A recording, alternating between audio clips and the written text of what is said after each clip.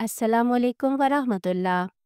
नाज़रीन, बिलाशुबा अल्लाह ताला के वजूद की निशानियाँ कायनात में जा बजा बिखरी पड़ी हैं।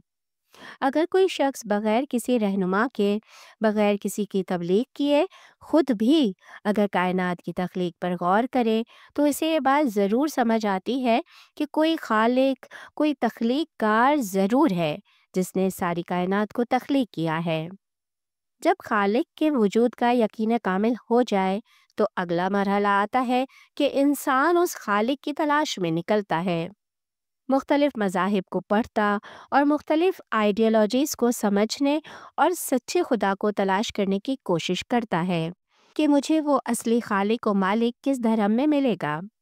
जब सच्चे दिल से खालिक की यह खोज शुरू होती है, तो फिर इस्लाम के अलावा कोई ऐसा धर्म नहीं है जो असली और सच्चे खालिक तक जाने वाले रास्ते की मुकम्मल रहनुमाई कर सके। यही वजह है कि खुले दिलो दिमाग से इस मौजू पर तहकीक करने वालों की आखिरी मंजिल इस्लाम ही होती है। आज भी हम जिस बहन के इस्लाम कबूल करने की कहानी लेकर आए हैं, वो मुल्कों मुल्कों घूमकर और सारे मज़ाहिब को स्टडी करके सच्चे खालिक को तलाश कर रही थी। तो फिर उसकी ये खोज और ये तलाश उसे कैसे इस्लाम तक ले आई? आइए बाकी की सारी तफसील फ़िनलैंड की इसी बहन से जानते हैं। अस्सलाम वालेकुम लॉरा। माशाल्लाह, मुझे कहना पड़ेगा कि मैं आपसे बहुत मुतासिर हूँ, क्योंकि आप न सिर्फ इंडोनेशियन भाषा बोलती हैं, बल्कि फ़िनलैंड में पैदा होने की वजह से फ़िनिश ज़ुबान भी बोलती हैं। माशाल्लाह, आप इंग्लिश बोलती हैं और पिछले 2 साल से अरबी भी सीख रही हैं। ये तो वाक़ई कमाल है। माशाल्लाह। अल्हम्दुलिल्लाह, अल्हम्दुलिल्लाह। अगर आप लोग मेरा चैनल देखते हैं तो आप जानते हैं कि मैं मुख्तलिफ़ ज़बानों में बहुत वीडियोस बनाती हूँ। मैं ज़ुबानों की दिलदादा हूँ, इसलिए जब मैं दूसरे नए मुसलमान बहन भाइयों से मिलती हूँ जो अरबी सीख रहे हों, तो ये मेरे लिए एक एज़ाज़ होता है और मुझे बहुत खुशी होती है। क्या आप मुसलमान होने से पहले मज़हबी थीं? क्या आपका कोई मज़हब था? क्या आप ईसाई थीं? और उस वक़्त क्या मामला था? दरअसल मैं पैदाइशी ईसाई थी, लेकिन कभी ऐसा महसूस नहीं हुआ कि मैं वाकई ईसाइयत पर ईमान रखती हूँ। ये थोड़ा सुनने में अजीब सा लगता है, लेकिन मैं मज़हबी ज़रूर थी। यानी बचपन से ही मुझे याद है कि मैं अल्लाह पर ईमान रखती थी। मेरे लिए बचपन से ही ये बात बिल्कुल वाज़ेह थी कि अल्लाह मौजूद है। मैं अल्लाह को हर चीज़ में देखती थी, हवा में, दरख्तों में, फितरत में। मुझे यकीन था कि अल्लाह मौजूद है, लेकिन कुछ तज़ादात की वजह से ईसाइयत मुझे समझ में नहीं आती थी।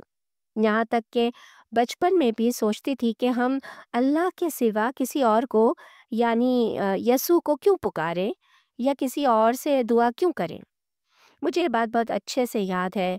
मैं बचपन से दुआएं सिर्फ खुदा से मांगती थी, यसू से मैंने कभी दुआ नहीं मांगी। तो इस तरह आप कह सकते हैं कि मैं एक मज़हबी ईसाई नहीं थी, लेकिन बहुत छोटी उम्र से अल्लाह पर ईमान ज़रूर रखती थी। फिर आप इससे मुसलमान कैसे बनीं? आपके इस्लाम कबूल करने की कहानी क्या है? मैं खुद को ज़िंदगी से कटी हुई महसूस करती थी। मैं चाहती थी कि अल्लाह को पाऊँ, उसका कुर्ब हासिल करूँ। ज़िंदगी के बुनियादी सवालात के जवाब तलाश करूँ। मैं इस्लाम से पहले वाली ज़िंदगी को बहुत ही बेमायने देखती थी। मैं सोचती थी कि मेरी हस्ती और इस ज़िंदगी का कोई बड़ा मकसद ज़रूर है, मगर वो मकसद क्या है? मैं ये जवाब फ़िनलैंड में नहीं तलाश कर पा रही थी। तो मैंने फ़िनलैंड छोड़ दिया और सोचा कि कहीं दूर जाना चाहिए। हालाँकि मैं नहीं जानती थी कि क्या तलाश कर रही हूँ। बस इतना चाहती थी कि ज़िंदगी का मकसद और मेरे यहाँ होने का मतलब समझ आ जाए। फिर मैं इंडोनेशिया आ गई, क्योंकि मेरे वालिद जवानी में यहाँ काम करते थे और मैंने अपने वालिद से इंडोनेशिया के बारे में बहुत कुछ सुन रखा था। मेरे वालिद हमेशा कहते थे कि ज़िंदगी गुजारने के लिए दुनिया की सबसे बेहतरीन जगह इंडोनेशिया है। खैर, जब मैं यहाँ आई तो मैंने देखा कि इंडोनेशिया में सब लोग बहुत मज़हबी थे और चूँकि मैं ईसाइयत मेरे लिए परफेक्ट धर्म नहीं था, تو میں نے سوچا کہ شاید کسی اور مذہب میں مجھے زندگی کے بنیادی سوالوں کا بہتر جواب ملے۔ یہی سوچ کر کے میں نے دیگر مذاہب کو اسٹڈی کرنے کا فیصلہ کیا۔ میں نے سب سے پہلے تو ہندو مت کے بارے میں سیکھنا شروع کیا۔ مجھے مذہب میں عمومی دلچسپی تھی، کسی بھی مذہب سے فرق نہیں پڑتا تھا۔ میرے عیسائی، ہندو اور مسلم دوست تھے اور ہم اکثر مذاہب پر بات کرتے تھے اور مجھے یہ سب کچھ اچھا لگتا تھا، یعنی مذاہب کے ٹاپک پر گفتگو کرنا میرا دلچسپ مشغلہ تھا۔ لیکن ہندو مت بھی مجھے زیادہ متاثر نہیں کر سکا۔ میں اس دھرم کے بارے میں جتنا زیادہ سیکھتی، یہ اتنا ہی زیادہ پیچیدہ ہوتا چلا جاتا۔ میں چاہتی تھی کہ سادہ اور آسان راستہ ہو جو ڈائریکٹ اللہ کی طرف لے کے جائے، جہاں بس ایک ہی اللہ ہو اور کوئی بیچ میں وسیلہ یا واسطہ رکاوٹ نہ ہو۔ تو پھر آپ کو اسلام کیسے ملا؟ میں نے باقی سب مذاہب پر غور کیا اور ان کو اسٹڈی کیا، مگر اسلام کو نہیں۔ میں نے کہا نہیں، کبھی نہیں، اسلام تو کبھی بھی صحیح راستہ ہو ہی نہیں سکتا، تو پڑھنے کا فائدہ کیا؟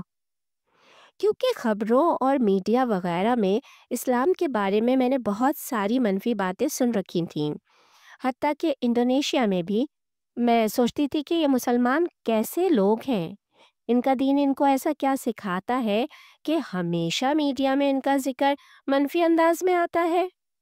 کوئی اور مذہب تو اتنے مسائل میں نظر نہیں آتا، اس مذہب کے بارے میں اتنا کچھ برا کہا جاتا ہے تو سچ تو ہوگا ہی۔ مگر انڈونیشیا کے مسلمانوں کے درمیان چند سال گزار کر مجھے واقعی اندازہ ہوا کہ یہ لوگ اتنے بھی برے نہیں ہیں۔ اس لیے میں نے سوچا کہ قرآن کو پڑھا جائے اور دیکھا جائے کہ قرآن میں کیا ہے، یہ کتاب ان کو کیا سکھاتی ہے۔ کیا یہ کتاب ویسی ہی خون خرابہ سکھانے والی کتاب ہے جیسی کہ میڈیا بتاتا ہے، یا ویسی ہے جیسے کہ انڈونیشیا کے لوگ زندگی گزار رہے ہیں؟ میں نے اپنے چند مسلمان دوستوں سے سوال کرنے شروع کیے۔ پھر کچھ سال انڈونیشیا میں رہنے کے بعد میں تعلیم کے لیے برطانیہ چلی گئی۔ وہاں بھی میرے دوستوں کی فہرست میں زیادہ تر مسلم دوست ہی تھے اور میں ان سے اسلام کے بارے میں سوال پوچھتی رہتی تھی۔ اسلام میں دلچسپی کی وجہ سے نہیں، بلکہ اس لیے کہ باقی مذاہب کے بارے میں تو میں پہلے ہی جان چکی تھی، تو سوچا کہ اب اسے بھی جاننا چاہیے۔ مسلمانوں کے سارے جوابات مجھے بالکل منطقی لگے۔ میں نے پوچھا، آپ رمضان میں روزہ کیوں رکھتے ہیں؟ اور جو بھی وجہ بتاتے وہ مجھے بالکل سمجھ میں آتی، مگر پھر بھی میرے دل میں مسلمان ہونے کا خیال نہیں تھا۔ ایک سال انگلینڈ میں پڑھنے کے بعد میں دوبارہ انڈونیشیا آ گئی اور اسلام کے بارے میں اسٹڈی کرتی رہی۔ ابھی تک ایمان لانے کا فیصلہ نہیں کیا تھا، کیونکہ یہ بہت بڑی بات تھی اور سمجھیں کہ زندگی بدل دینے والی بات تھی۔ ان سارے سالوں میں انڈونیشیا اور ملائیشیا کے کئی شہروں میں گئی، کہیں ہفتے اور کہیں کئی کئی مہینے گزارے۔ اس سب دوران میں بہت سارے مسلمانوں سے ملی اور ان کے رویے پڑھتی رہی، ان کے طرز زندگی کو دیکھتی رہی۔ اسلام کو پڑھنے کے ساتھ ساتھ میں نے کئی سال مسلمانوں کے طرز زندگی کا بھی مطالعہ کیا۔ پھر ایک بار میں میدان سماترا میں تھی، وہاں میں سب سے بڑی مسجد کے قریب ایک ہوم اسٹے میں رہ رہی تھی۔ ایک خاتون نے مجھے اپنے ساتھ ایک پروگرام میں چلنے کو کہا۔ انہوں نے یہ بات انڈونیشین زبان میں کہی اور میں ان کی بات کا پورا مطلب نہ سمجھ سکی، لیکن پھر بھی میں نے کہا ہاں، میں بھی آپ کے ساتھ چلتی ہوں۔ جا کر پتہ چلا کہ وہ محلے کی خواتین کا قرآن پڑھنے کا حلقہ تھا۔ میں کمرے میں داخل ہوئی تو خواتین دائرے میں بیٹھ کر قرآن پڑھ رہی تھیں۔ میں نے زندگی میں پہلی بار قرآن کی اس انداز میں تلاوت سنی جیسے کہ نغمہ ہو۔ میں نے ایسا کبھی نہیں سنا تھا۔ جب میں نے یہ سب سنا اور خواتین کے چہروں کی طرف دیکھا تو ان کے چہروں پر ایک نور نظر آیا اور اچانک میں زمین پر گر گئی اور میں رونے لگی۔ میں پیٹ کے بل زمین پر گر کر رو رہی تھی اور رک ہی نہیں سکی، میں اٹھ ہی نہیں پا رہی تھی۔ اس وقت میرے دل میں یہ احساس آیا کہ آخر کار میں گھر پہنچ گئی ہوں، اسلام ہی میرا اصلی گھر ہے۔ میں کئی ملکوں میں گھوم چکی تھی، ملائیشیا، ہانگ کانگ، برطانیہ، لیکن ہمیشہ کچھ تلاش کرتی رہی۔ حالانکہ میں نہیں جانتی تھی کہ میں کیا تلاش کر رہی ہوں، مگر اس لمحے میں جان گئی، مجھے ادراک ہوا کہ یہی وہ ہے جو میں ہمیشہ سے تلاش کر رہی تھی۔ مجھے لگا کہ وہ چھوٹی سی 5 سال کی لورا جو ہمیشہ جانتی تھی کہ اللہ ہے، وہ اب گھر آ چکی ہے۔ میں نے فوراً جان لیا کہ یہی راستہ میرا ہے، اور میں فوراً کلمہ شہادت پڑھنا اور اسلام قبول کرنا چاہتی تھی۔ ماشاء اللہ، یہ تو بہت خوبصورت ہے۔ جب آپ نے اس چھوٹی لورا کا ذکر کیا تو میں بھی بہت ریلیٹ کر سکتی ہوں، کیونکہ بڑے ہو کر ہم اپنی معصومیت کھو دیتے ہیں اور دنیا کی دیوانگی میں پھنس جاتے ہیں، لیکن وہ اندر کا معصوم بچہ ہمیشہ اللہ سے جڑنا چاہتا ہے۔ جی بالکل، وہی تو اصل ہم ہوتے ہیں۔ جی ہاں، 100%۔ اور یہ بہت خوبصورت ہے کہ آپ نے پہلی بار قرآن سنا تو زمین پر گر گئیں۔ آپ واقعی خوش قسمت ہیں بہن، ماشاء اللہ۔ پھر آپ مسلمان ہو گئیں تو گھر والوں کا رد عمل کیسا تھا؟ میرے والدین دونوں بہت ناراض ہوئے، حالانکہ انہوں نے کبھی دین میں دلچسپی نہیں لی تھی اور نہ ہی زندگی میں میرے کسی فیصلے پر اتنا رد عمل دیا تھا۔ وہ ہمیشہ کہتے تھے جو چاہو کرو، لیکن اسلام کا نام آتے ہی وہ نہایت غصے میں آ گئے۔ انہوں نے کہا کہ ہم تم سے مایوس ہو گئے ہیں، تم وہیں مر جاؤ اور واپس نہ آؤ۔ انہوں نے کہا کہ تم ایک مظلوم عورت بن جاؤ گی، مسلمان تمہیں بہت بری زندگی دیں گے، یہ لوگ عورتوں کے معاملے میں بہت برے ہیں، بلکہ زندگی کے ہر معاملے میں بہت برے ہیں۔ وہ وہی سب کچھ بول رہے تھے جو میڈیا نے ان کے دماغوں میں بھر رکھا تھا، لیکن میں نے دل میں طے کر لیا کہ میں انہیں دکھاؤں گی کہ یہ اسلام ہی سچا راستہ ہے۔ وہ دیکھیں گے کہ مجھے سکون مل گیا ہے تو خود بخود قائل ہو جائیں گے۔ الحمدللہ 2-3 مہینے بعد وہ ٹھیک ہو گئے، اب وہ بالکل سپورٹیو ہیں۔ میری ماں تو قرآن کا فنش ترجمہ بھی مجھے اکثر واٹس ایپ پر بھیجتی رہتی ہیں۔